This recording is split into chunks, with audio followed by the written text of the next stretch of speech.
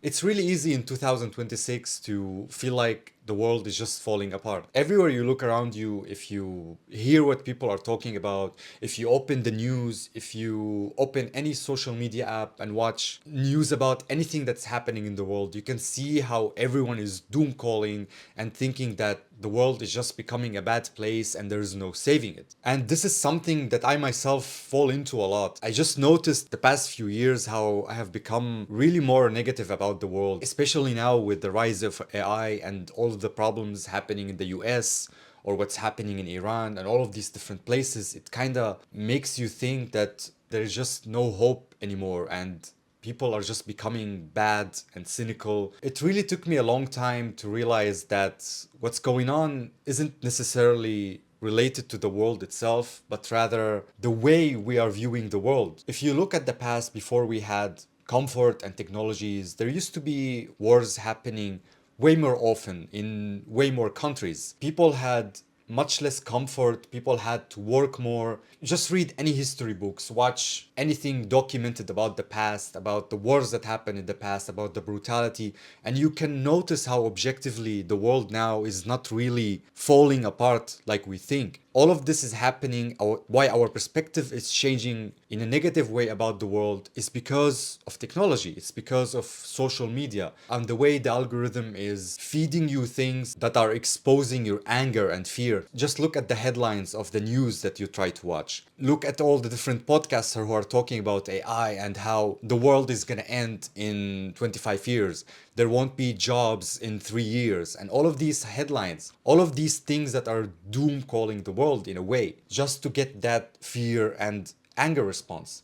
And if you go to the comment section of any news video you watch, you can see how people are split on different opinions, attacking the other opinion, spreading negativity everywhere. And it reached the point that if you look at the people around you, you can see how they are just chronically stressed and cynical about the world. Our use of technology, the way we are using it, is just feeding all of this negativity. And when I think about it deep enough, I just notice that if I go outside, if I interact with people more, if I see things happening around me, I can see a lot of goodness. I can see that things are kind of okay. I mean, sure, there are bad things happening in the world. I'm not undermining that. I'm not undermining that there are people dying everywhere at war in Gaza or in Iran. But this is not happening everywhere. And for every bad thing, there is something good that's happening somewhere else. And I feel like all of this is related to biology in a way and how our brains function. Because actually, I don't think that we are capable of seeing reality itself, like of seeing things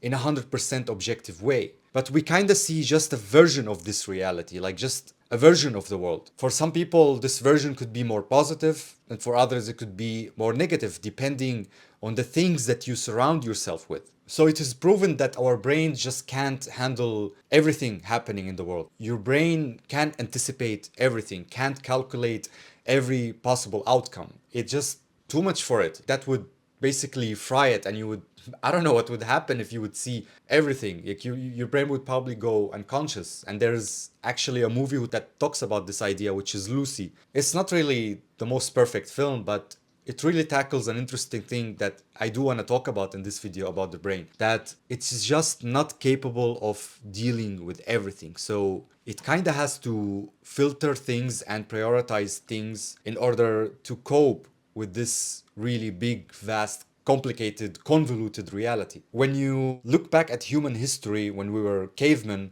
we kind of needed to survive every day. We kind of needed to hunt for food and just think about how do we survive today. We didn't have room to think about the future as much. So our brains kind of evolved to prioritize information and things that could be useful for our survival in the moment. It's easy for our brain to track danger signals, to notice where bad things are happening so we can avoid, I don't know, the bear that might run after us, the storm that is coming towards our village or whatever. And in our day and age, things are kind of very different because of this comfort that we have homes, communities, police that can protect us, which we didn't have in the past. But our brains kind of still function in the same way. They're gonna scan for danger wherever we go. This is what it prioritizes. So when you think about it, when we are on our phones and watching the news the whole time and thinking, why is this happening in that place? Why is there a war in Ukraine? Will this happen in my country? And you keep feeding your brain with all of these danger signals and negative information that keeps that loop alive in a way, that you keep going through the same motions. You consume information about bad things that is happening somewhere, and that gives your brain more signals that something bad is going to happen. So you start to seek even more negative information, and it's just a never ending loop.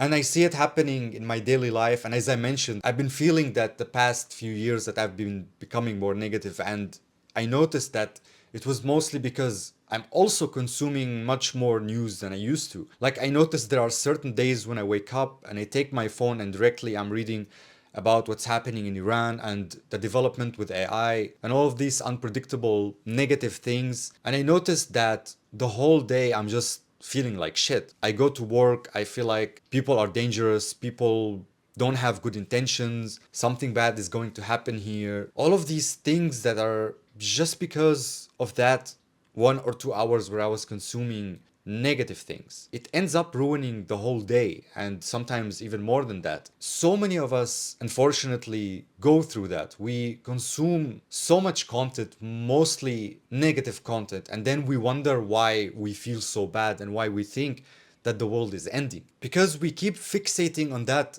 aspect of reality. We fall into this black and white thinking where everything is just bad and negative and a catastrophe. But this is not what reality is. Reality is not just one thing, because if you force yourself to, I don't know, consume more positive content, watch a documentary about people helping others or animals rescue or just something that is more uplifting, and you would notice that your mental state is also going to become more of that. When you walk outside, you're going to see more of the good things that are happening instead of focusing on the negative things. It's really just about how you feed your attention in a way. And where your attention is going, that's what your reality will be. Attention is just a very scarce source. It's all what we have basically. So if that's going on negative things, then of course you're gonna pay attention to negative things then when you are outside or when you're interacting with people in general. This is the unfortunate thing, is that when we are stuck in that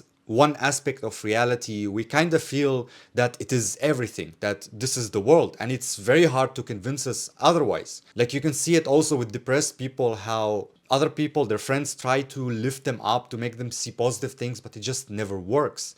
You need first to understand where they are coming from, why they feel this way, kind of conform it to them in the beginning instead of showing them something that they don't believe in right now, because that's what their whole life is revolving around, only that negative aspect. They just don't see the positive parts.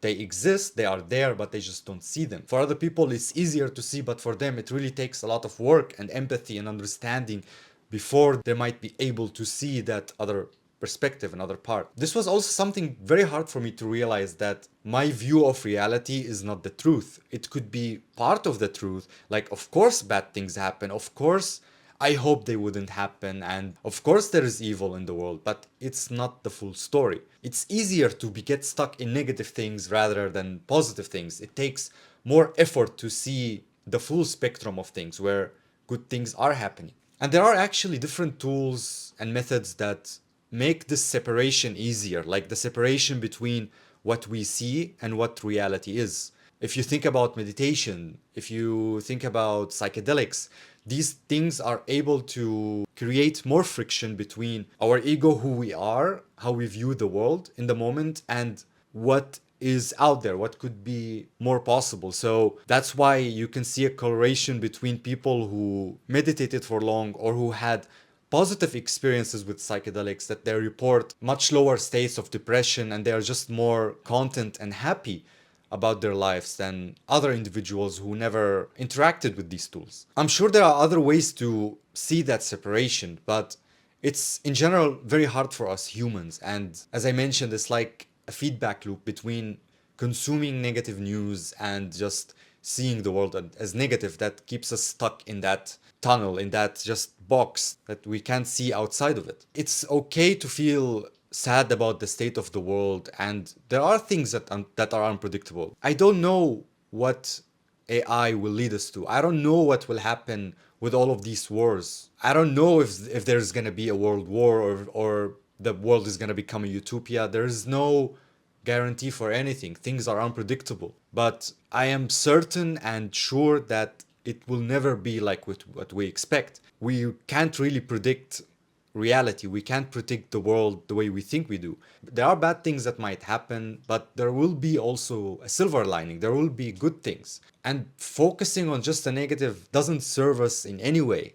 It just doesn't bring anything to our lives. If you focus on that, then you're only going to sabotage yourself in a way.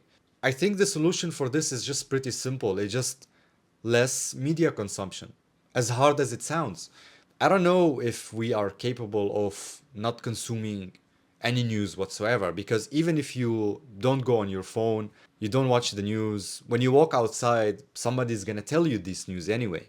When you interact with people, So it's not completely avoidable, but I guess we can find strength in just having more control over that decision, consuming less media. And when we hear about stuff like this, we can always counter these thoughts, counter these ideas. If we hear from somebody that there's something really bad happening in some country, we can also think about all the good things that are happening in other countries, good things that are happening to other people.